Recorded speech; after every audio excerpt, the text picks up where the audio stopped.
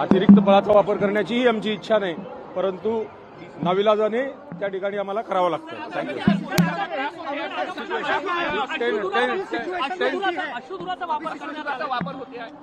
अश्रुधुराचा मॉबला कमीत कमी इजा करावी त्या दृष्टिकोनातून मॉब पांगवण्यासाठी आम्ही अश्रुधुराचा वापर करतो. नाही, आपण मला थोडंसं काम करू दे, आपण नंतर बोलू.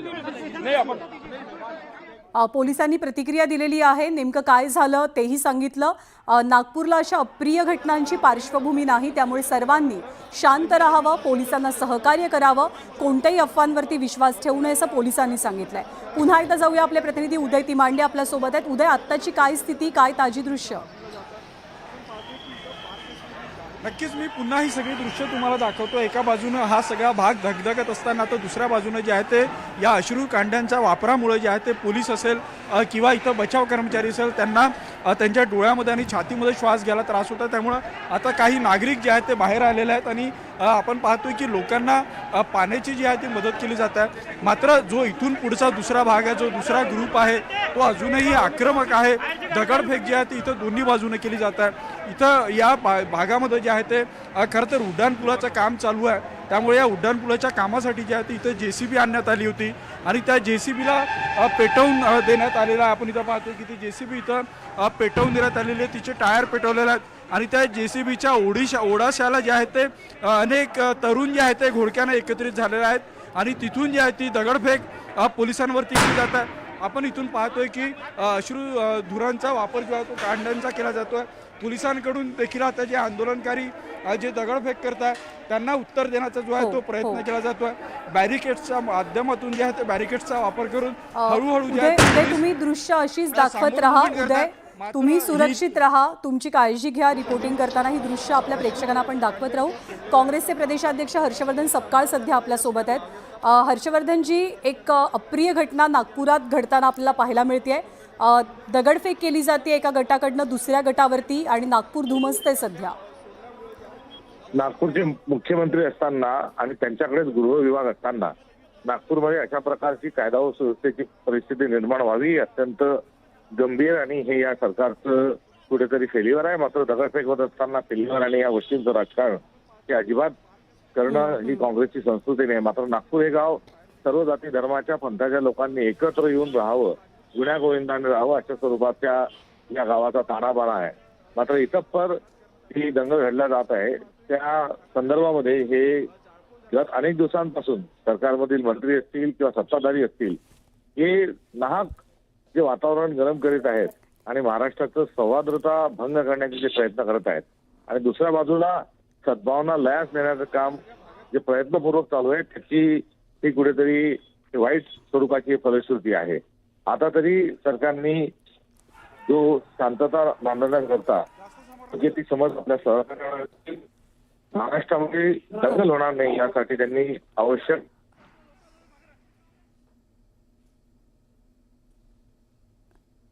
अर्थातच सर्वांनी कोणताही अनुचित प्रकार घडू नये यासाठी विशेष खबरदारी बाळगण्याची आता गरज आहे. धन्यवाद आपण दिलेल्या प्रतिक्रियेबद्दल. नागपूर शहरातली 4 दृश्य. नागपुराला आतापर्यंत अशा घटनांची कधीही पार्श्वभूमी राहिलेली नाही, त्यामुळे पोलिसांनी सुद्धा आवाहन केले की नागपूर अशांत करू नका, नागपूरची कायदा सुव्यवस्था बिघडू देऊ नका. पोलिसांचा मोठा बंदोबस्त जरी तैनात असला तरी दुसऱ्या बाजूकडनं सातत्यानं दगडफेक केली जाते. जाळपोळीच्या घटनाही घडलेल्या आहेत. उदय तिमांडे यांनी माहिती दिल्याप्रमाणे एक अख्खा JCB सुद्धा जमावानं पेटवून दिल्याचं कळतंय. पुन्हा एकदा आपण उदय यांच्याकडे जाऊया. उदय, काय ताजी माहिती आहे? खरं तर तू ज्या पद्धतीनं म्हणतोय नागपूरला जो आहे तो असा जातीय तेढ निर्माणाचा कुठलाही इतिहास नाही आहे.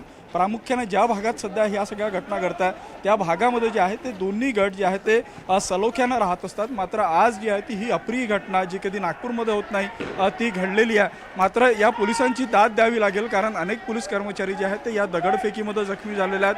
हे सगळं होत असताना देखील जे आहे ते पोलीस निधड्या छातीनं जे आहे ते या सगळ्या घटनेला सामोरं जात आहे. एका बाजूनं जे आहे ते शांततेचं आव्हान केलं जातं आणि दुसऱ्या बाजूनं जे दगडफेक करताय त्यांना चोख प्रत्युत्तर देण्याचा देखील पोलिसांकडून प्रयत्न केला जातोय. पोलीस जखमी होत असताना देखील पोलिसांना ज्या पद्धतीने हे सगळं ऑपरेशन हाती घेतलेलं आहे त्यावरून लवकरच या सगळ्या परिस्थितीला निवळण्यात यश येईल असं म्हणता येईल. मात्र आंदोलनकारी ज्या पद्धतीनं दगडफेक करताय किंवा वाहनांची जाळपोळ करताय त्यावरून सध्या ही स्थिती नियंत्रणात येईल असं सध्या वाटत नाही आहे. मात्र या सगळ्या पार्श्वभूमीवर जो आहे तो मोठा पोलीस बंदोबस्त या भागात तैनात करण्यात आलेला आहे. हा भाग तसा संवेदनशील आहे, कारण या भागाच्या 1 किलोमीटर अंदर जे आहे ते शासकीय वैद्यकीय मेयो रुग्णालय आहे. त्यामुळे या इथून पुढल्या 1 किलोमीटरच्या भागामध्ये जे आहे ते रुग्णांची जी आहे ती वर्दळ असते, रुग्णांच्या नातेवाईकांची वर्दळ असतं. आणि याच भागातून अर्ध्या किलोमीटरच्या अंतरावर जे आहे ते राष्ट्रीय स्वयंसेवक संघाचं मुख्यालय देखील आहे. त्यामुळे हा भाग तसा संवेदनशील आहे. त्यामुळे हा तणाव लवकरात लवकर निवळावा या दृष्टीनं जे आहे ते पोलिसांचे इथं प्रयत्न सुरू आहे.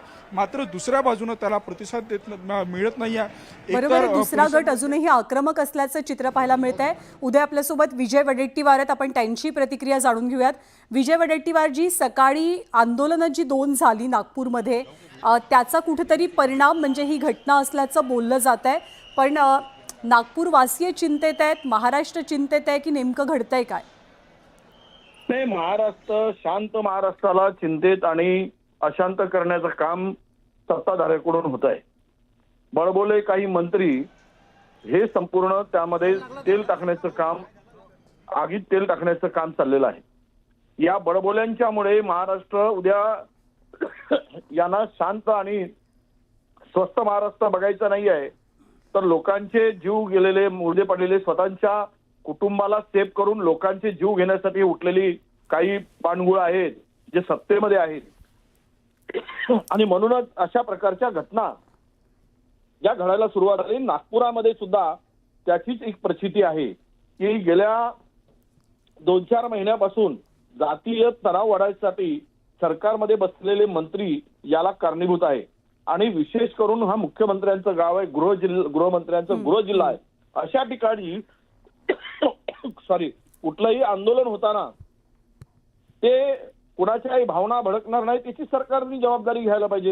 ही सत्ताधाऱ्यांची जबाबदारी आहे. सत्ताधारी जर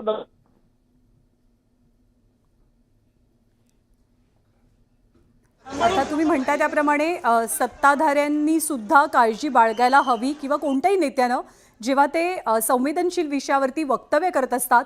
सध्या राज्याचे मुख्यमंत्री आणि गृहमंत्री देवेंद्र फडणवीसांनी जनतेला, नागपूरवासियांना शांततेचं आवाहन केलेलं आहे. नागपूर हे मुख्यमंत्र्यांचं शहर आहे, नागपूर हा त्यांचा गृहजिल्हा आहे आणि त्यामुळे अर्थातच इथे घडलेल्या घटनेची तीव्रता ही राजकीय पटलावरती निश्चितपणे अधिक मानली जाते. राज्याचे गृहमंत्री ज्या शहरातनं येतात, राज्याचे मुख्यमंत्री ज्या शहरातनं येतात, तेच नागपूर सध्या धुमसतंय, धगधगतंय. 2 गटात झालेल्या वादाची पार्श्वभूमी या सगळ्या दृश्यांना कारणीभूत आहे. पुन्हा एकदा आपण जाऊया, आपले प्रतिनिधी उदय तिमांडे आपल्याला अधिक माहिती देतील. उदय.